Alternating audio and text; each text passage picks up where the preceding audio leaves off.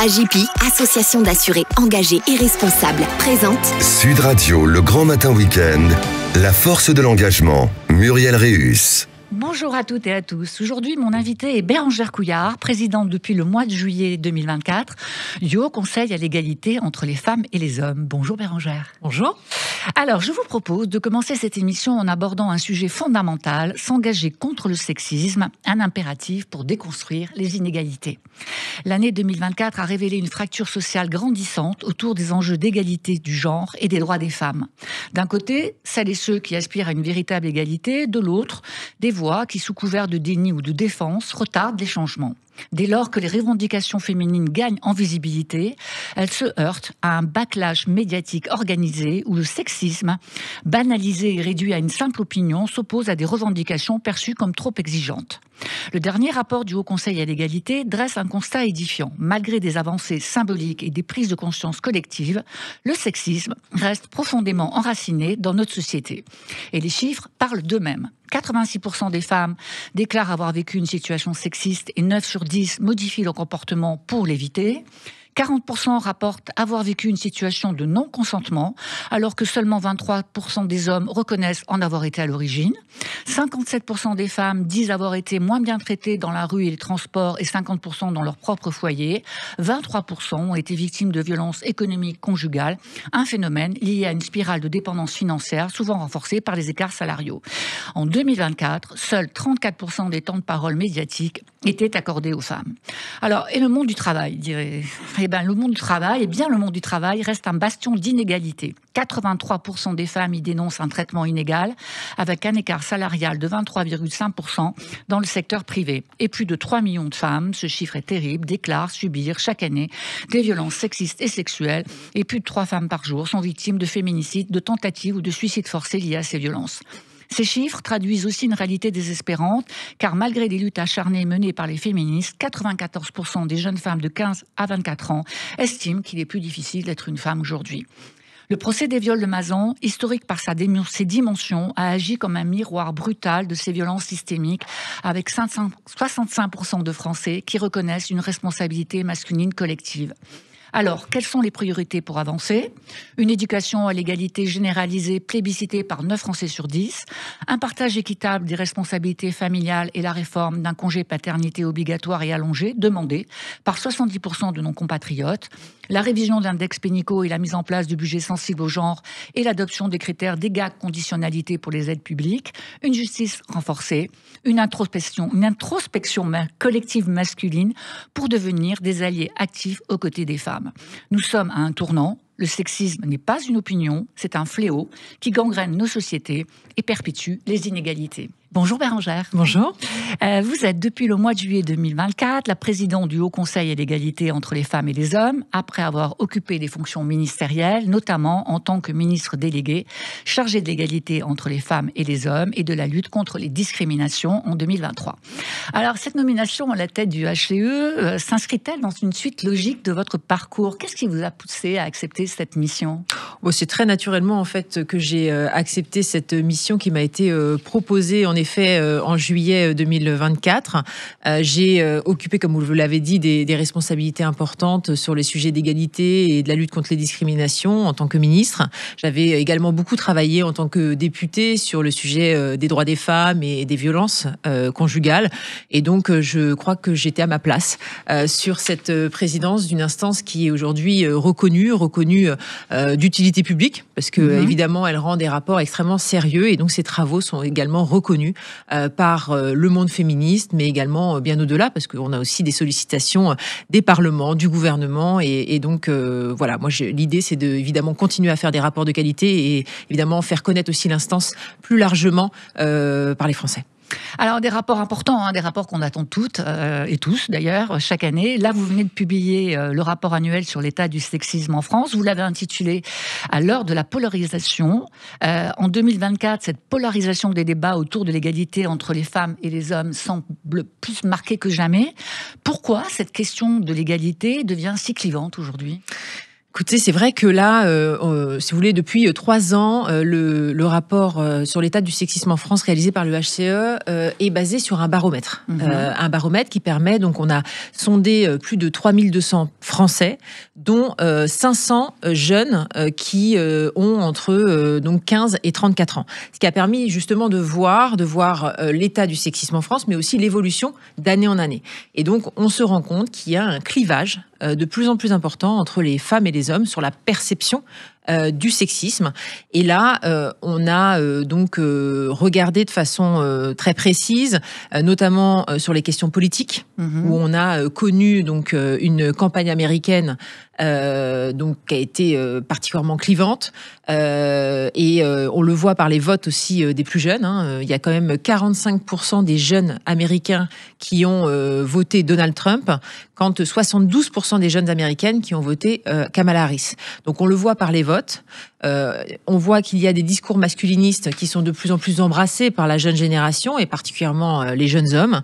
Et moi, je crois qu'il y a, compte tenu de la société qui est en plein mouvement, je pense qu'il y a une forme de frustration de la gente masculine qui s'aperçoit que les choses bougent, alors qu'on leur a toujours dit que c'était autrement que ça devait se passer. C'est-à-dire qu'on a éduqué nos enfants différemment.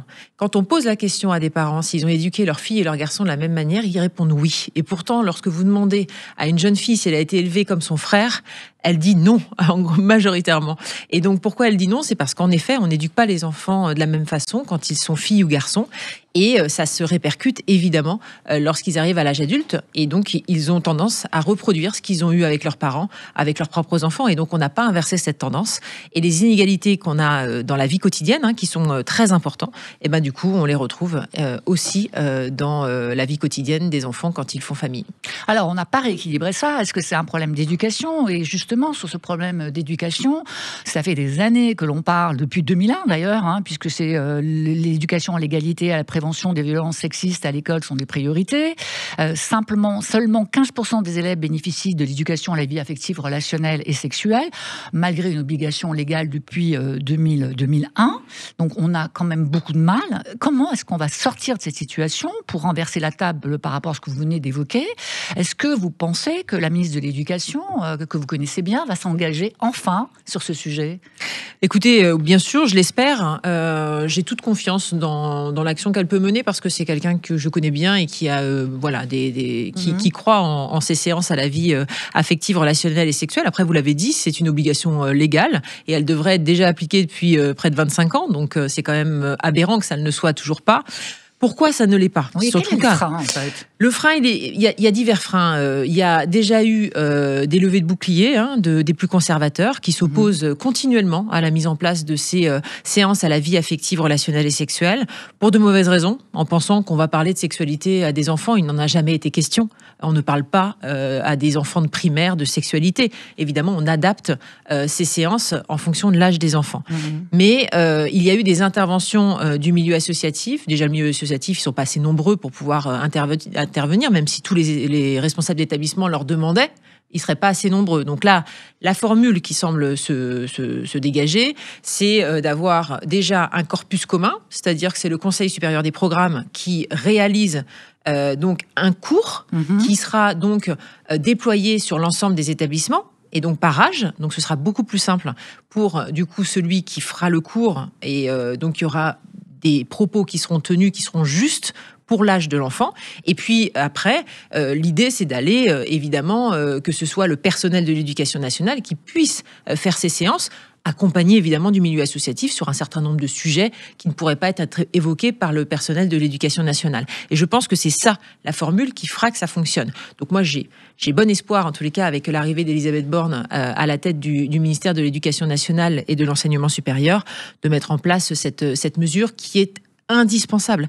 9 Français sur 10 plébiscitent cette mesure pour un souci d'égalité. Encore une fois, c'est faire en sorte que nos jeunes filles et nos jeunes garçons comprennent qu'ils sont égaux, et puis qu'on puisse parler des sujets qui les concernent pour faire en sorte qu'il n'y ait plus de sexisme et de violence.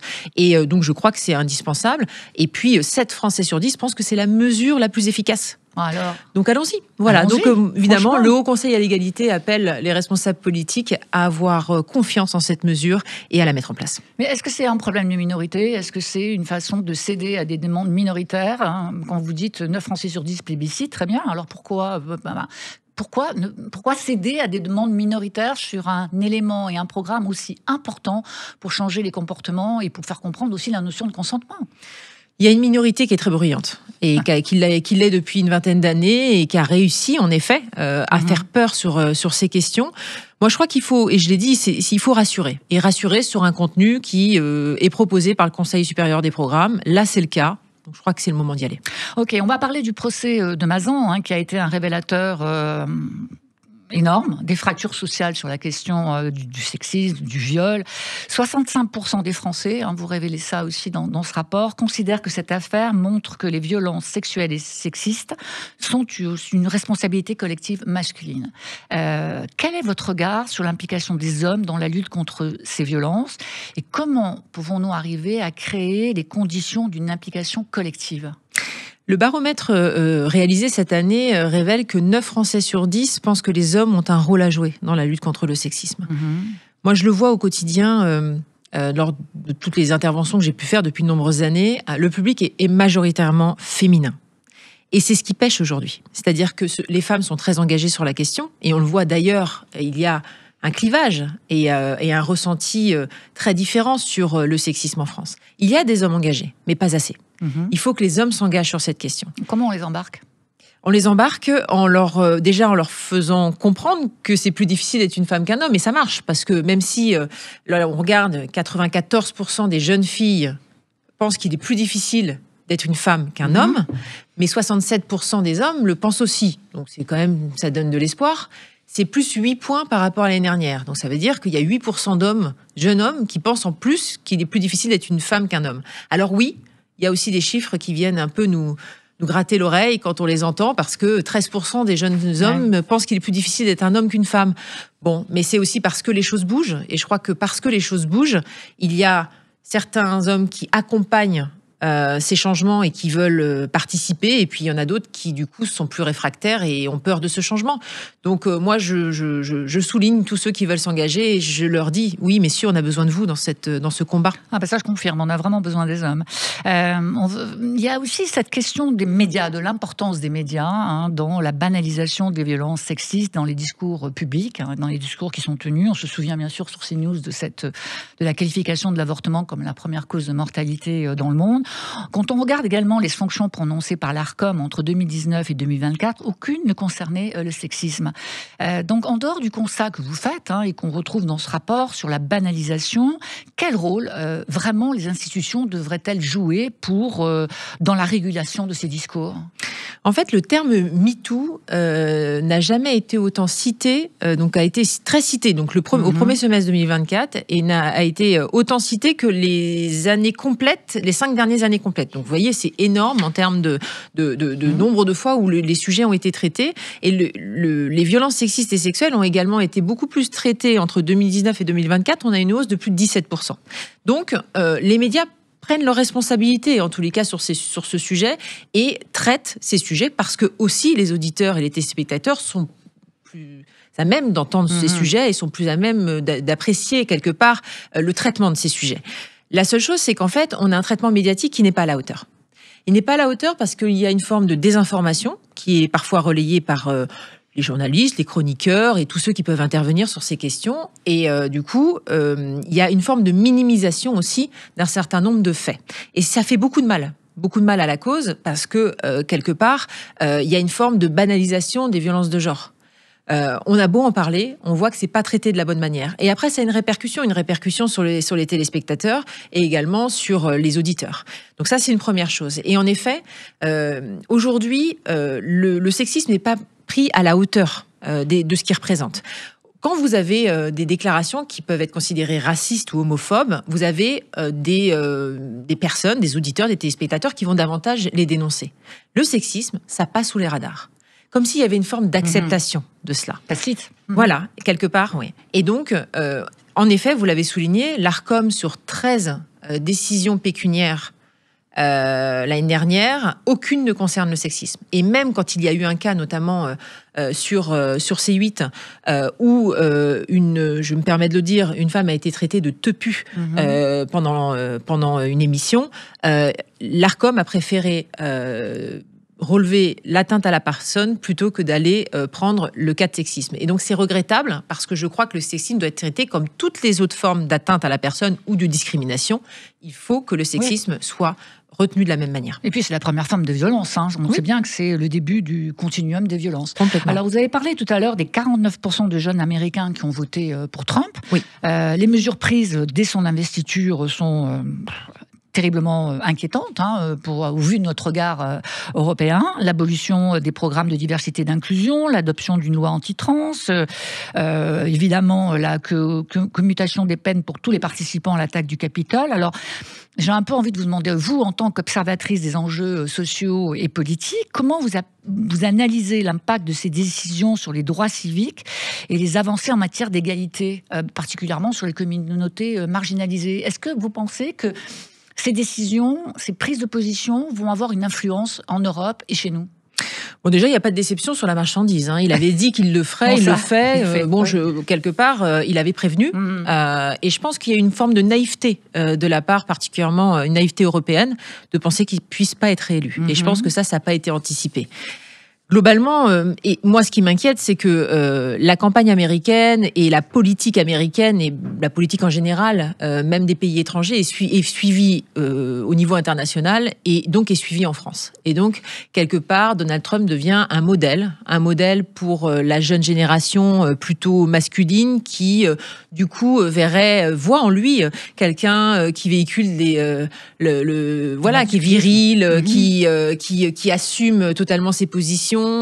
Donc c'est là où c'est compliqué, c'est que ça peut embarquer un certain nombre de jeunes Français qui peuvent se dire, tiens, pour les prochaines élections, les prochaines échéances, ça pourrait être tentant d'avoir quelqu'un qui lui ressemble, sachant qu'on a déjà en Europe aussi Orban, également bien sûr en Italie, il y a eu en Argentine, enfin voilà. Donc c'est là où on peut évidemment avoir peur. Et puis globalement, c'est vrai que ça va avoir une incidence évidemment sur les droits des minorités et les droits des femmes, avec tous les propos qui ont été tenus. Je ne vois pas comment les choses vont ne pas. Enfin, ça va forcément mal se passer. Merci Bérengère Couillard, présidente du Haut Conseil à l'égalité. Le chemin est encore long. Et je rappelle que cette semaine, c'était la 2e journée nationale contre le sexisme, une journée importante de mobilisation organisée par Ensemble contre le sexisme. À très vite. À très vite. Sud Radio, le grand matin week-end, la force de l'engagement, Muriel Réus. Avec AGEPI, association d'assurés engagés et responsables.